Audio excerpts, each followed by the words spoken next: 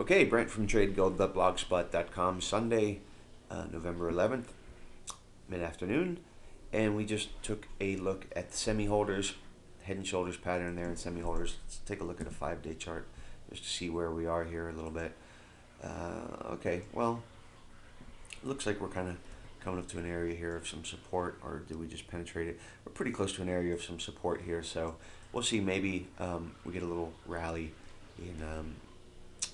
in the market, in tech, specifically the semis. We can see MACD on this 5-day chart has just turned up, started to turn up. So let's take a look at 3C though. I'm kind of interested in what this is going to look like. Here is a longer term 3C in green, and this is my private indicator that I've created, and I've had it and I've been using it for the last year. A couple of people have had it, and now I'm opening it up to the general public, the code. If you want to give this indicator a shot, basically you're going to need telechart because it's based on one of their proprietary indicators. Just to get the business out of the way, I am a telechart Warden Blocks affiliate, and that's the only way that I make any kind of money on my website. So if you want to try out 3C, I'll give you the code. You'll have to get telechart. If you have telechart, I'll be glad to give you the code. And I'd really appreciate it if you use links from our site, because then I get credit and they'll pay me. It doesn't cost you 1 penny more. It comes out of Don Warden and Pete Warden's pocket themselves. And if you don't use a link from our site, please mention to them that you heard about telechart or blocks from TradeGuild.blogspot, or you can mention our affiliate number A335. That's the business out of the way.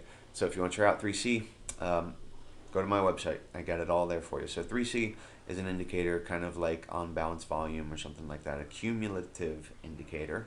Glad I got that word out and didn't do a W on it. And basically what we look for is divergences in this indicator. So if we see a new high over here, we expect the indicator to make a new high. In this case, we had a leading negative divergence, and you can see off the top of that head, we saw a nice little decline. And look over here, we see a nice little positive divergence. Not really a positive divergence, but it's moving in the right direction. And again, over here, we see some weakness here, and then we see a lot of weakness and a negative leading divergence there. So that's 3C on a daily time frame. Let's take a look at a weekly time frame. Doesn't look that bad on a weekly time frame. It's actually in gear. Let's say that it's in gear on a weekly time frame. I have a shorter version that I also use, and this is a little bit more specific, I think. And here it is in orange, 3C in orange. And look at the great job this indicator did calling the top in the semi-holders on the ETFs. We see higher highs being made. That's close to a higher high being made. But some weakening there. Obviously, this trend is not the same as this trend was. And when we get to that head pattern again, we see this weakness just develop. That's a negative divergence there. Let's take a little closer look. And basically it's just in gear over here. You can see some weakness again there. A little bit of strength rally in there, and the indicator is just pretty much in gear now. So that's a pretty interesting development. We're going to look at this indicator a lot more. A lot of really great calls it's made over the last month or so. So we took a look at the stocks, we took a look at the semis, semi-holders. Let's take a look at a couple things I just want to show you real quick and mention. ETFs that have really done very well. The double inverse, like SDS here, ProShares Ultra Short S&P 500 ETF. And what a great run it had since even since October at that bottom, 15% right there. Over here since November, 13% run. So these double inverse, here's another one, the TWM is a double inverse.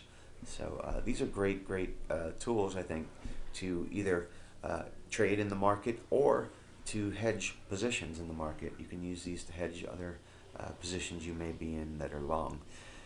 I want to take a look at something kind of interesting here, and this is going to be the Qs versus the spider. So here's the Qs, and I'm going to bring up the comparison symbol. We're going to use SPY again. Here's the spiders in red, and look what happened over here. You see the Qs moving up, making new highs in here, and you see non-confirmation in the spiders. And I'm just using the ETFs because I have better control of indicators on the ETFs than I do on the averages in general. So again, you see the spiders versus the Qs, non-confirmation there. And let's look at the Qs versus the diamonds, the Dow Jones ETF, Dow 30. And again, you see the same type of deal happening here. In Dow Theory, this is one of the concepts of Dow Theory. You look for confirmation between actually the transports and the Dow. So we'll look at that too. But there's, again, non-confirmation. We have the Qs moving up, the spiders, the Dows not making those new highs. That's not good news for the market overall. Let's take a look at the Dow Jones 20. And what the Dow Jones 20 is the transportation index. Over the years, this is very, very popular to use transports versus the Dow Jones versus the transports. And look what was happening here. They're both kind of in lockstep over here. Over here, the Dow was more aggressive in trading than the transports were. You can see the Dow even made a higher high over here. The transports did not make the new high, so that's non-confirmation. And what does this mean? What does it mean? Transports often are a leading indicator of the market. One of the reasons why this is so, let me erase this, is because the Dow is representing products, okay? And the transports represent the sales of those products. If the transports aren't moving up, that means they're not shipping the products. There's not the same demand for the products, so this means an increase in inventory, and that's why it's a problem when the Dow does not have confirmation with the transports. The transports are bringing goods to market. Let's take a look at another one. This is kind of cool too. This is TRAN -X in Telechart. I'm not sure what it is in others. So this is the Nasdaq Transportation Index. We're going to actually take a look at this versus the Nasdaq, and let's say we'll use the let's just use the composite. Okay, so here's the Nasdaq composite in red, and you can see again it made another new higher high over here, while the transports had not done so, and they started moving down at that point. Let's take a look now at the Nasdaq 100. And what I want to show you with the Nasdaq 100, let me see if I can get rid of that comparison. I want to show you what 3C looked like on the daily time frame. This is a longer 3C, and you can see over here it called a little top over there. And it looks like it's not in that bad a shape when you look at the longer term compared to let's compare it to the diamonds here, and this is an ETF. It's not really a fair comparison, but compared to the diamonds, you see the diamonds are significantly weaker. And let's compare it real quick to the spiders, and again you can see it did not keep pace with either of those ETFs. So we saw a lot more weakness in the spiders and in the Dow, and obviously it's because they have more exposure to financials. That's going to do it for this video. I'm going to come back with one more video, and we're going to cover a couple more things and look at some more 3C.